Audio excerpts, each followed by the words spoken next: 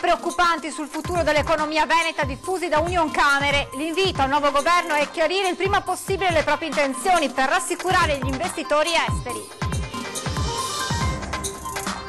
Bocciata come incostituzionale la legge regionale che prevedeva la residenza da almeno 15 anni in Veneto come via preferenziale all'accesso agli asili nido. Zaia replica: nessun razzismo.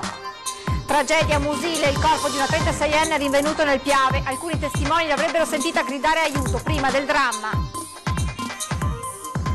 Si è lanciato da un'altezza di 8 metri dalla zona delle cisterne all'aeroporto Marco Polo. È accaduto questa mattina in gravi condizioni un 43enne. Si indaga sui motivi del gesto.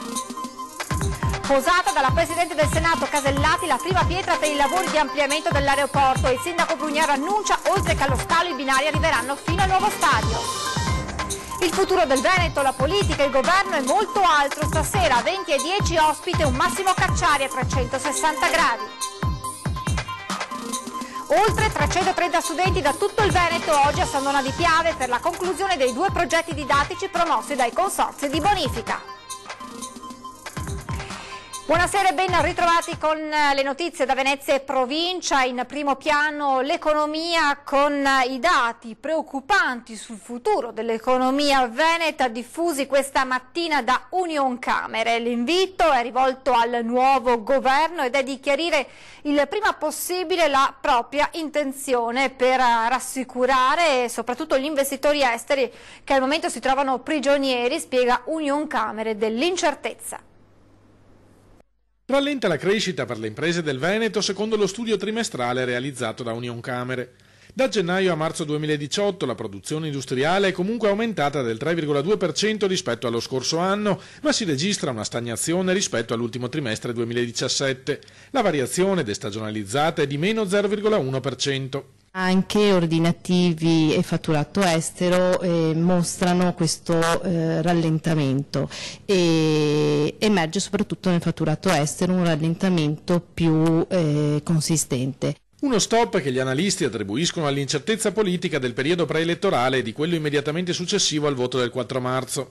Ma ora che si sta arrivando all'insediamento del governo di Lega e 5 Stelle, la preoccupazione per gli annunci di misure protezioniste che potrebbero da un lato provocare un aumento dei costi di produzione, dall'altro un calo della domanda dall'estero a causa di possibili ritorsioni su eventuali dazi. Noi abbiamo un manifatturiero altamente internazionalizzato. Abbiamo una prospettiva di oltre 200 milioni di nuove benestanti nel mondo che chiedono Made in Italy. È chiaro che se abbiamo strumenti che incominciano a aprire la logica delle ritorsioni non possiamo che farci del male. L'appello del Presidente delle Camere di Commercio Venete al nuovo governo è di chiarire il prima possibile le proprie intenzioni in materia di economia. Se ci sono investimenti li si fanno instabilità, quando c'è instabilità si inizia un po' a dire chiudiamo da questo stabilimento, non facciamo, blocchiamo queste opere, questo crea problemi, lo vediamo nella borsa, lo vediamo anche le reazioni che ci sono. L'unico timore che può scoraggiare gli investitori, replica a stretto giro il Presidente del Consiglio regionale Veneto Roberto Ciambetti, è quello di un governo troppo debole. Basta ricatti, invita il leghista, da parte delle elite europee che stanno provando a fermare chi è stato eletto dagli italiani. Sentiamo. Gli investitori esteri vengono a investire se trovano un governo nella pienezza dei poteri. Se invece abbiamo delle persone che non possono operare per il meglio, anche chi appunto ci guarda da fuori potrebbe capire che siamo un paese debole, che siamo un paese che non sa difendere i propri interessi e quindi potremmo sì perdere qualche opportunità. Però mi permetto di dire che anche sta succedendo una cosa stranissima, cioè viene usato lo spread per far pressioni su partiti democraticamente elette su un paese che dovrebbe avere la sua sovranità e invece vediamo queste influenze esterne che tentano di condizionare in maniera pesante la formazione del nuovo governo. Quindi stiamo anche assistendo a un tentativo da parte di alcune elite europee di frenare appunto il voto democratico dei cittadini italiani. Il requisito della residenza protratta per 15 anni, richiesto da una legge del 2017 della Regione Veneto come titolo di precedenza per l'accesso agli asili nido, è incostituzionale, lo ha deciso la Consulta. In gergo tecnico è la legge regionale numero 6 del 2017. Per tutti, fin dalla sua emanazione, era stata la legge del prima ai veneti nell'accesso agli asili nido. Preferenza per l'iscrizione al nido pubblico a chi risiede ininterrottamente o lavora da almeno 15 anni nella nostra regione. Oggi la mannaia della consulta è calata sulla norma. Sentenza 107. Quella legge è incostituzionale perché contrasta con il principio di uguaglianza. Nello specifico, secondo i giudici, un criterio irragionevole per l'attribuzione del beneficio, non essendovi alcuna ragionevole correlazione tra la residenza prolungata in Veneto e la situazione di bisogno o di disagio. Proprio alla funzione educativa del nido, la Corte ha osservato che è ovviamente irragionevole ritenere che i figli di genitori radicati in Veneto da lungo tempo presentino un bisogno educativo maggiore degli altri. L'opposizione in regione, per bocca del capogruppo del PD Stefano Fracasso, va subito all'attacco. Già al momento dell'approvazione, dice, avevamo denunciato come questa norma, oltre ad essere sbagliata, fosse anche illegittima, ma il macigno da Roma trova subito una replica anche dal numero 1 di Palazzo Balbi. Prendiamo atto con rispetto della sentenza, dice il governatore Luca Zaia, ma è lecito anche dissentire e osservare che la residenza di 15 anni in Veneto è un principio di civiltà. Sembra che questo sia un elemento di razzismo, di diseguaglianza, ma non è così, perché se noi pensassimo ad esempio di avere un posto solo a disposizione in un asilo, e lì arrivassero 2 cittadini, uno che è residente da più di 15 anni e che ha un figlio è residente da più di 15 anni in Veneto, e un altro cittadino che magari è arrivato ieri mattina e a parità di reddito entrambi cittadini, a me risulta che buon senso ci dica che dobbiamo dare il posto, quell'unico posto libero, prima a un veneto, che può essere un veneto da generazione oppure un nuovo veneto, magari un immigrato arrivato da più di 15 anni, e poi a tutti quelli che vengono dopo. Invece la consulta dice che davanti a quel posto libero non è giusto chiedere come priorità ai 2 che se non contengono la residenza, ma bisogna darlo a quello che è appena arrivato. Io penso che questo vada contro tutti i principi.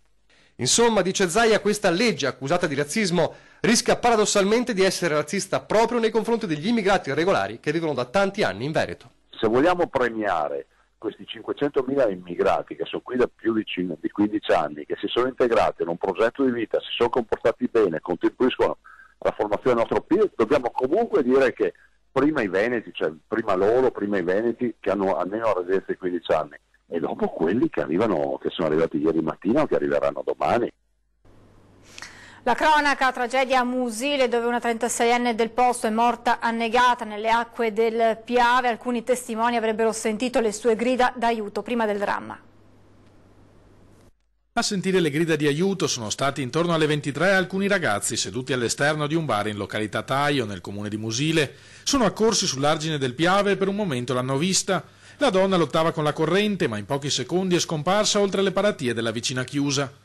Sul posto si sono precipitate diverse squadre dei vigili del fuoco, compresi i sommozzatori che hanno dato il via immediatamente alle febbrili ricerche. Col passare dei minuti la speranza si affievoliva sempre di più, fino a spegnersi intorno all'1 di notte, quando il corpo senza vita è stato ripescato dal fiume dove galleggiava, a circa 200 metri dal luogo del primo avvistamento. Sull'esatta dinamica della tragedia indagano i carabinieri. La donna, una 36enne del posto, avrebbe manifestato nell'ultimo periodo i sintomi di una depressione, ma su quanto sia davvero accaduto nella tarda serata di giovedì per il momento non vi sono certezze. Si è lanciato da un'altezza di 8 metri dalla zona delle cisterne dell'aeroporto Marco Polo. È accaduto questa mattina intorno alle 8:30 in una zona interdetta ai passeggeri. Il protagonista del gesto è un cittadino straniero di nazionalità ungherese che all'improvviso ha deciso di lasciarsi cadere. Sul posto, insieme alle forze dell'ordine, sono intervenuti i vigili del fuoco e il SUEM. L'uomo, che avrebbe 43 anni, è stato rapidamente trasportato al pronto soccorso dell'ospedale All'Angelo. Gli inquirenti stanno cercando di far luce sulle cause del gesto. Adesso torniamo alla politica, perché la politica nazionale, in attesa della lista dei ministri che affiancheranno Giuseppe Conte nel nuovo governo, per il premier designato c'è stato un incontro ieri con i risparmiatori truffati dal crack delle banche. Dal giorno in cui il capo dello Stato Mattarella gli ha affidato l'incarico di formare il nuovo governo per Giuseppe Conte, un susseguirsi di incontri e riunioni. Questa mattina 1 ora e mezza di faccia a faccia con il governatore della Banca d'Italia Visco, con il quale ha parlato soprattutto dello stato di salute dell'economia italiana.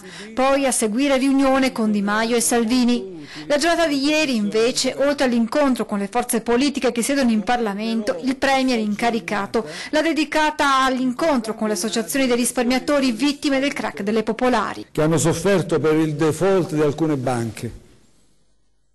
Queste persone, anch'esse, hanno diritto, come tante altre, ad essere ascoltate dalle istituzioni.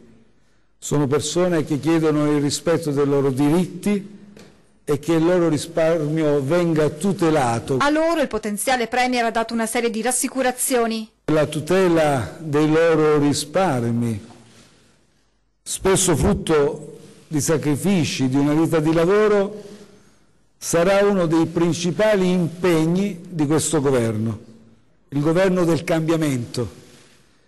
Chi ha subito truffe o raggiri sarà risarcito. Soddisfatti al termine dell'incontro i rappresentanti delle associazioni che da tempo si battono per le migliaia di persone coinvolte perché vengano risarcite. Siamo soddisfatti dell'incontro, siamo fiduciosi, c'è volontà, immediatezza, il programma, il contratto di governo prevede legge vigente, fondo dai conti dormienti, la volontà del Presidente è stata secondo me molto di spessore, ha capito il problema è un problema dell'Italia e va risolto immediatamente. Intanto potrebbe slittare a domani l'incontro con il Presidente Mattarella. Il futuro Premier potrebbe sciogliere le riserve e salire al colle con la lista dei ministri. I ministri che proporrò, così come il sottoscritto, saranno ministri politici, saranno cioè persone che condividono obiettivi e programmi del governo del cambiamento. E c'è attesa di capire se e quanti saranno i veneti che siederanno a Palazzo Chigi, oltre ai nomi che da giorni circolano nei palazzi romani, del leghista Lorenzo Fontana, veronese, al quale potrebbe andare il Dicastero della Difesa o dell'Agricoltura, e dei pentastellati Fraccaro, D'Incà e Indrizzi. Nelle ultime ore sono spuntati nomi nuovi come quello dell'imprenditore Massimo Colombana e dell'assessore regionale Manuela Lanzarin. A lei potrebbe essere affidato il Ministero della Famiglia. Ci fermiamo adesso per qualche minuto di pubblicità, restate con noi, a tra poco.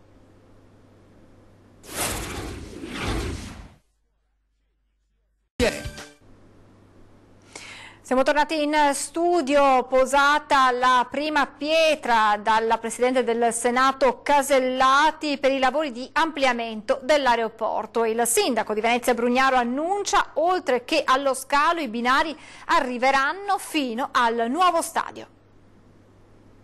Quest'area del paese, da anni locomotiva produttiva e terra di innovazione e di sperimentazione industriale, ha scontato per troppi anni una mancanza di attenzioni adeguate da parte del pubblico, oggettivamente non all'altezza delle esigenze di un settore privato che ha invece dimostrato, anche in tempi di crisi, di saper viaggiare ad altissime velocità.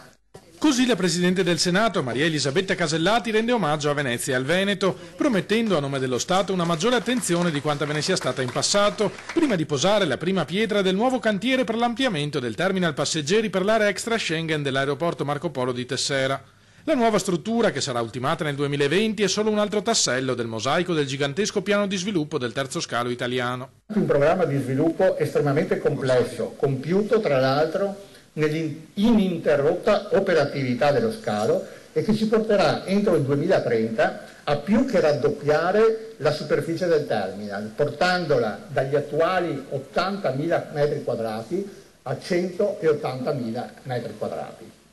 Un piano strettamente legato a quello per lo sviluppo della città, che prevede il nuovo stadio del Venezia Calcio a poche centinaia di metri dall'aeroporto, dove nel 2025 dovrebbe arrivare anche la ferrovia. Nella bretella che arriverà all'aeroporto c'è una fermata dell'SMFR che stiamo studiando assieme alla Regione, perché sarà la fermata stadio, perché quell'area sarà un'area dedicata allo stadio, e per cui lavoreremo e stiamo lavorando con Enrico Marchi, anche perché nei vari accordi che sono succeduti ci sono dei soldi che servono per fare una bretella anche di congiungimento.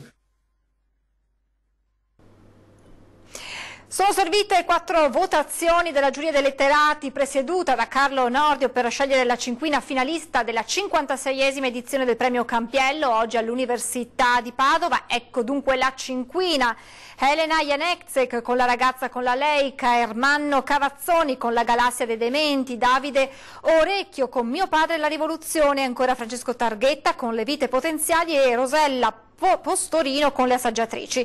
I 5 finalisti sono stati scelti tra le 65 opere segnalate al premio letterario di Confindustria Veneto. Il premio Campiello Opera Prima, attribuito ad un autore all'esordio, è stato invece assegnato a Valerio Valentini con Gli 80 di Campo Rammaglia. Oltre 330 studenti da tutto il Veneto oggi a San Donà di Piave per la conclusione dei 2 progetti didattici promossi dai consorzi di bonifica. Qual è il premio? Un ambiente più bello per tutti. Il Festival Terre Evolute entra nel vivo. Video, fotografie e disegni realizzati da oltre 300 bambini da tutto il Veneto sono stati visionati all'Oratorio Don Bosco a San Donà di Piave, nell'ambito del progetto Acqua, Ambiente e Territorio alla scoperta del meraviglioso mondo dell'acqua. Lo scopo di primaria importanza: far comprendere ai bambini e ai ragazzi della scuola primaria e secondaria l'importanza del ruolo svolto dalle bonifiche idrauliche nel rendere le terre vivibili. Il progetto mira inoltre a sensibilizzare i giovani cittadini sull'importanza di una gestione attenta delle acque e del territorio e più in generale sulla necessità di rispettare l'ambiente. Un bambino che legge questo fumetto cosa deve capire? Che l'acqua è molto importante. Il nostro progetto appunto si chiama Ambiveneto e consiste nel spiegare che il terreno è importante e bisogna tenerlo sotto controllo. L'obiettivo era quello di far passare questo messaggio anche a casa, portano a casa quello che fanno a scuola e la modalità con cui il lavoro è stato fatto ha sicuramente entusiasmato i bambini e ha dato loro modo di parlare a casa con i loro genitori di queste cose. E per i più grandi non sono mancate le iniziative rivolte verso l'alternanza scuola-lavoro. Presso la Sala Ronchi del Consorzio di Bonifica del Veneto Orientale sono stati premiati gli studenti degli istituti agrari e forestali del Veneto che per una decina di giorni hanno realizzato un progetto a tema ambientale o irriguo, avente come oggetto mutamenti climatici, corridoi ecologici e efficientamento idrico. Le scuole e i giovani sono il nostro futuro e quindi i consorzi di bonifica non possono non investire nel futuro. Questi 4 giorni di Terre Evolute è soprattutto un confronto sul territorio, quindi non ci sottraiamo al confronto sul territorio. Siamo talmente convinti delle nostre funzioni e delle nostre realtà che, ripeto, da impresa che dobbiamo essere, vogliamo investire nell'innovazione e nella formazione. Torna questa sera puntuale 20:10, ospite in studio Massimo Cacciari che parlerà a 360 gradi del futuro del Veneto, della politica, del nuovo governo e di tanto altro. Appuntamento dunque alle 20:10. Con le notizie da Venezia e provincia ci fermiamo qui, spazio ora alle previsioni del tempo, grazie per essere stati con noi, buon proseguimento di serata.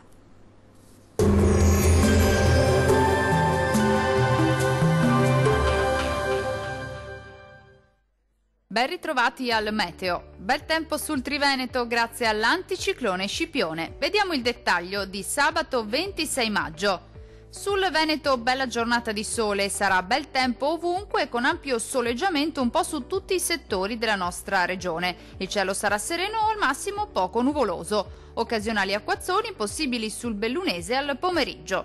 Temperature minime tra 16 e 19 gradi. Valori massimi compresi invece tra 26 e 29 gradi. Non cambia di molto la previsione sul Friuli Venezia Giulia, anche qui sarà bel tempo ovunque salvo per residui piovaschi di debole intensità sulle aree alpine. Ampio soleggiamento invece sui restanti settori con cielo al massimo poco nuvoloso. Le temperature minime saranno comprese tra 17 e 19 gradi. Le massime invece oscilleranno tra 26 e 29 gradi circa. Diamo uno sguardo infine al Trentino Alto Adige. Bel tempo con ampio soleggiamento al mattino al massimo con poche nubi sparse. Nel pomeriggio però potrà verificarsi qualche acquazzone ma migliorerà via via col passare delle ore. Le temperature minime si attesteranno intorno ai 16 gradi. Le massime invece oscilleranno tra i 28 e i 30 gradi circa. Dal meteo di Antenna 3 per ora è tutto. Arrivederci al prossimo aggiornamento.